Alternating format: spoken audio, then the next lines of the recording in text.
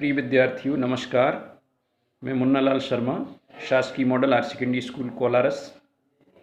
आज मैं आपको क्लास 9th में हिंदी विशिष्ट का पदखंड का प्रथम पाठ है, भक्ति धारा के अंतर्गत रैदास के पद। जैसा कि आप सभी विद्यार्थी जानते हैं कि पद में सर्वप्रथम आदर्श सस्वर वाचन किया जाता है और आदर्श सस्वर वाचन के बाद विद्यार्थियों से अनुकरण सस्वर वाचन कराया जाता है। उसके बाद संदर्भ प्रसंग सहित व्याख्या कराई जाती है। तो सबसे पहले आप सभी विद्यार्थियों से अनुरोध है कि मैं आदर्श वाचन करूंगा, लय के साथ करूंगा। आप इसको ध्यानपूर्वक सुने और उसके बाद आप भी मेरे साथ अनुकरण सस्वर वाचन कर सकती हैं। पहला पाठ है पदखंड का रैदास के पद। मैं इसको हाव से आदर्श वाचन करूंगा।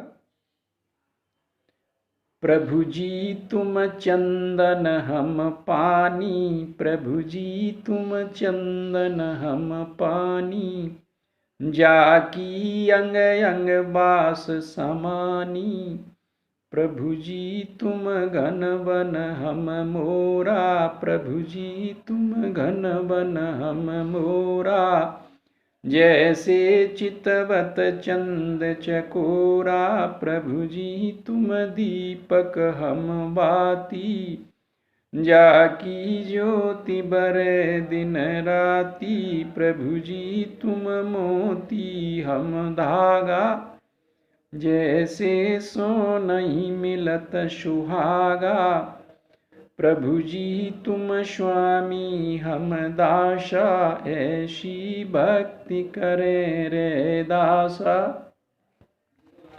बच्चों, आपने आदर्श सस्वर वाचन सुना और इसके साथ आप अनुकरण वाचन भी करते गए होंगे। ये रैदास का पहला ही पद है। इसमें सबसे पहले मैं इसमें कुछ कठिन शब्द आए उनके अर्थ बताऊंगा, उसके बाद इनकी संदर्भ सहित प्रसंग सहित व्याख्या पर चर्चा करेंगे। तो इसमें एक शब्द आया जाकी। जाकी माने जिसकी। बास, बास माने महक, सुगंध। घन, घन माने बादल। चकोर, चकवा चकवी नामक ये जल के पक्षी हैं। चंद्र, चंद्र आप जानते हो, चंद्रमा। ज्योत, ज्योत माने प्रकाश। और सोनही माने सोने में। सुहागा एक सुगंधित पदार्थ होता है और दासा माने सेवक। इस तरह से इसमें 8-10 कठिन शब्द हैं। इनके अर्थ आपने जान लिए और आप इनको याद भी कर लें। जैसा कि आप जानते हो, जब भी कोई पद की व्याख्या की जाती है तो उसमें सबसे पहले संदर्भ बताया जाता है। तो यह पदखंड हमारी पाठ्यपुस्तक हिंदी विशिष्ट से लिया गया है और भक्ति के धारा के कवि रैदास के द्वारा रचित है।